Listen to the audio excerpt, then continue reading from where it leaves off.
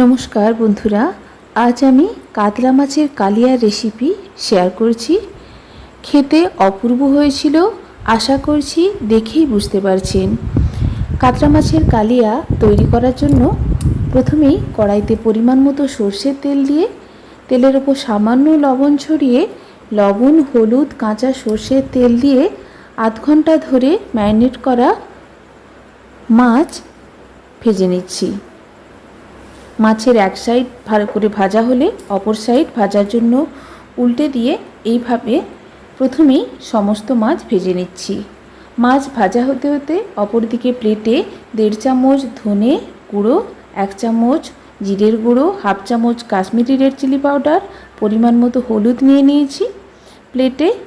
এরপর একটা মিক্সিং জারে পরিমাণ মতো রসুন, আদা ও একটা কাঁচা পাকা লঙ্কা ও কয়েক দানা গোটা গোলমরিচ বেটে নেব। প্রথম ব্যাচের মাছ ভাজা হয়ে গেছে, প্লেটে তুলে নিচ্ছি। আবারও মাছ দিয়ে এইভাবে প্রথমেই সমস্ত মাছ ভেজে নিচ্ছি। এইভাবে একবার কাতলা মাছের কালিয়া অবশ্যই তৈরি করবেন, খেতে দুর্দান্ত হয়। গরম সাদা ভাতের সঙ্গে এই রকম কাতলা মাছের কালিয়া তৈরি করে পরিবেশন করুন, দেখবেন সবাই খেতে খুবই পছন্দ করবে। খুব সহজেই ঘরোয়া কয়েকটা মশলা দিয়ে তৈরি করেছি আজকের কাতলা মাছের কালিয়া। প্রথমেই সমস্ত মাছ এইভাবে ভেজে নেওয়ার পর এরপর আমি কাতলা মাছের কালিয়া তৈরি করে নেব মাছ ভাজার অবশিষ্ট তেলেই। মাছ ভাজার অবশিষ্ট তেল অনেকটা বেশি থাকার কারণে তেল একটু বাটিতে তুলে নিচ্ছি। দেখুন,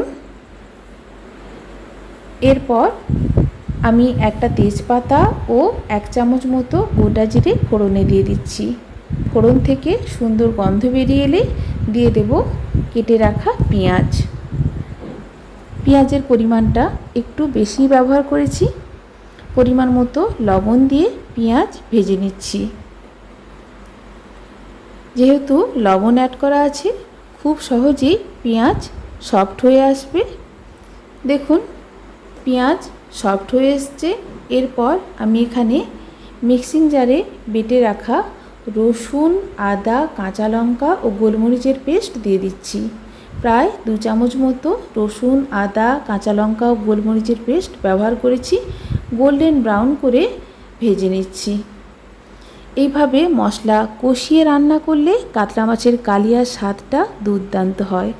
অবশ্যই এইভাবে মশলাকে কষিয়ে কষিয়ে রান্নাটা করতে হবে। এরপর দিয়ে দিচ্ছি একটা মিডিয়াম সাইজের টমেটোকেও অনবরত নাড়াচাড়া করে ভেজে নিচ্ছি, যাতে করে টমেটোর মধ্যেকার কাঁচা গন্ধ চলে যায়। এরপর প্লেটে যে গুঁড়ো মশলা আগে থেকে রেডি করে রেখেছিলাম, গুঁড়ো মশলা দিয়ে সামান্য জল অ্যাড করেছি। যেহেতু গুঁড়ো মশলা ব্যবহার করেছি, জল দিয়ে অনবরত নাড়াচাড়া করে মিক্স করে আবারও ভালো করে মশলাকে কষিয়ে নেব। গুঁড়ো মশলা ভালো করে কষানো হয়ে গেলে এরপর গ্যাসের ফ্লেম আমি অফ করে দেব। গ্যাসের ফ্লেম অফ করে আমি টক দই দিয়ে দেব। ফ্রেশ টক দই ব্যবহার করার চেষ্টা করবেন। 1/2 কাপ মতো ফ্রেশ টক দই আমি আগে থেকেই ফাটিয়ে রেখে দিয়েছিলাম। এইভাবে একটা স্মুথ পেস্ট আগে থেকেই তৈরি করে নিতে হবে। এরপর গ্যাসের ফ্লেম লোতে অথবা অফ করে দিয়ে টক দই অ্যাড করতে হবে। গ্যাসের ফ্লেম হাইতে থাকলে টক দই কেটে যাওয়ার সম্ভাবনা থাকে। এরপর টক দইকেও অনবরত নাড়াচাড়া করে ঢাকা চাপা দিয়ে মশলার সঙ্গে কষিয়ে নেব। এইভাবে কষাতে কষাতে যখন মশলা থেকে তেল ছাড়তে শুরু করবে এবং মশলার কালার চেঞ্জ হয়ে আসবে, বুঝতে হবে মশলা খুব ভালো করে কষানো হয়ে গেছে। আশা করি দেখেই বুঝতে পারছেন আমার মশলা খুব ভালো করে কষানো হয়ে গেছে। 1/2 চামচ মতো চিনি এখানে দিয়ে দিচ্ছি। যেহেতু টক দই ও টমেটো রান্নাতে ব্যবহার করেছি, স্বাদটা ব্যালেন্স করার জন্য 1/2 চামচ মতো চিনি অ্যাড করছি। এরপর 1 বাটি মতো জল এখানে দিয়েছি।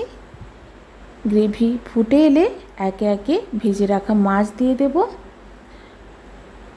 মাছ দেওয়ার পর বেশি সময় ফোটাবো না, বেশি ফুটিয়ে নিলে মাছ নরম হয়ে যাবে। মাছ নরম হয়ে গেলে খেতে ভালো লাগবে না। সে কারণে কয়েক সেকেন্ড এইভাবে গ্রেভির মধ্যে মাছ দেওয়ার পর গ্যাসের ফ্লেম লোতে করেই রেখেছিলাম। ওপর থেকে ফ্রেশ ধনেপাতা ছড়িয়ে দিচ্ছি। দিয়ে দিচ্ছি 1 চামচ মতো শাহি গরম মশলা। ভালো করে মিক্স করে দিলেই একেবারে সার্ভ করার জন্য রেডি দুর্দান্ত স্বাদের কাতলা মাছের কালিয়া। অবশ্যই ট্রাই করবেন। ধন্যবাদ।